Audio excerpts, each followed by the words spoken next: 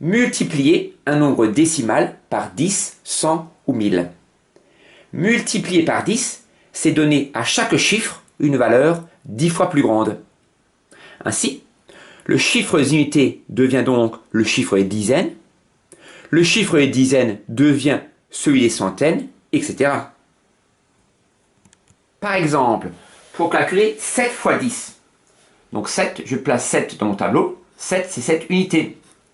Donc si je veux multiplier 7 par 10, le chiffre 7 devient 10 fois plus grand. C'est comme si je faisais coulisser, ici, la bande, ici. Et donc 7 multiplié par 10 est égal à 7 dizaines. Autrement dit, 7 dizaines, c'est 70. Donc 7 multiplié par 10 est égal à 70.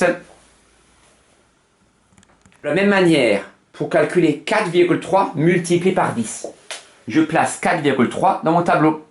4,3, c'est 4 pour chiffre des unités, virgule 3. Je ne mets pas la virgule. La virgule sert juste à savoir quel est le chiffre des unités. Donc 4,3, quand je multiplie par 10, je fais glisser la bande pour que chaque chiffre devienne 10 fois plus important. Donc le chiffre des unités va être le chiffre des dizaines. Donc 4,3 multiplié par 10 est égal à 43. Je vais à présent multiplier par 100. Multiplier par 100, c'est donner à chaque chiffre une valeur 100 fois plus grande. Donc je vais ici placer 8. 8 c'est comme 8 unités. Et donc chaque chiffre prend une valeur 100 fois plus grande. Ça veut dire que je décale de 2 cases. Donc le chiffre là, c'est 10 fois plus grand. Et là, c'est 100 fois plus grand. Et donc 8 fois 100 est égal à 8 dans le chiffre des centaines. Autrement dit, 8 fois 100 est égal à 800.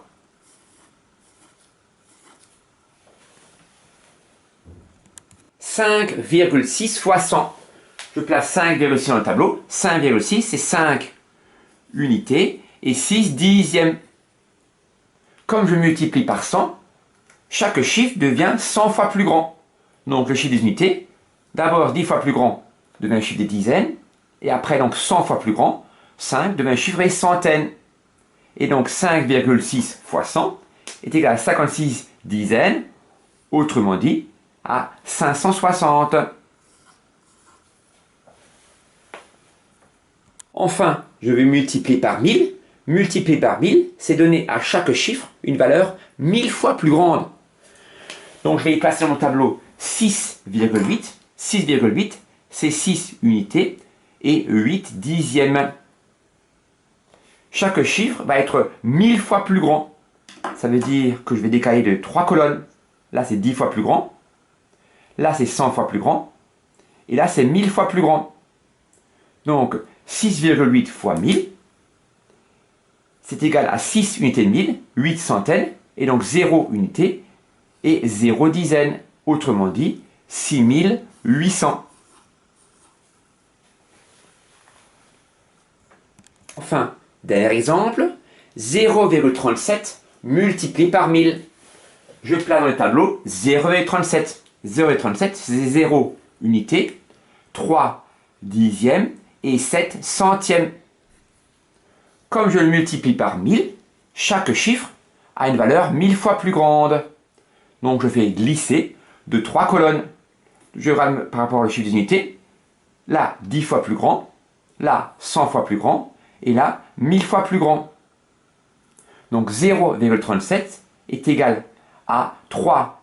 0,37 fois 1000 est égal à 3 centaines, 7 dizaines et donc 0 unité. Autrement dit, 0,37 fois 1000 est égal à 370. Ainsi, ce glisse-nombre, utilisé par exemple par Claire Lomé, fait que multiplier par 10, 100 ou 1000 est une situation de numération et non un exercice de calcul. Ce glisse-nombre pourra aussi être utilisé pour effectuer des conversions. Par exemple, si nous voulons convertir 8 mètres en décimètres, je place 8 dans la colonne des unités car il s'agit de 8 mètres. En dessous, j'écris le tableau des différentes unités. Là, j'ai les mètres. Là, j'ai décimètres, centimètres, millimètres. 10 fois plus grand que mètre, c'est décamètre. Puis hectomètre. Et enfin, kilomètre. Je vais convertir ces 8 mètres en décimètres. Donc, je vais faire glisser ma bande pour que les décimètres arrivent dans la colonne des unités. Voilà. Et donc, 8 mètres, c'est égal à 80 décimètres. Si je veux convertir, donc là j'écris 80, si je veux convertir les 8 mètres, par exemple, en millimètres, je fais glisser le papier de mon glisse-nombre pour que les millimètres arrivent à la colonne des unités. Et donc, 8 mètres est égal à 8000 millimètres. Par exemple, je veux convertir 17,4 décamètres en centimètres. Je place dans mon tableau 17,4. 17,4, c'est 7 unités, une dizaine, virgule 4. J'écris en dessous les différentes unités de longueur. Ici, comme j'ai décamètre, le 7 correspond à la colonne des décamètres. 10 fois plus grand, hectomètre. Et enfin, ici, kilomètre. 10 fois plus petit que décamètre, c'est mètre. Ensuite, j'ai les décimètres, des centimètres et des millimètres. Je fais glisser ma bande de papier comme moi je veux des centimètres. Je la fais glisser pour que la colonne des centimètres coïncide avec la colonne des unités. Je fais glisser une fois, deux fois, trois fois. Et moi, ici, comme je vais centimètres, je peux lire mon nombre. Donc j'ai 0 dans le chiffre des dizaines et 0 dans le chiffre des unités. Et donc 17,4 décamètres est égal à 17 400 centimètres. Voilà. Je vous remercie. J'espère que vous avez bien compris.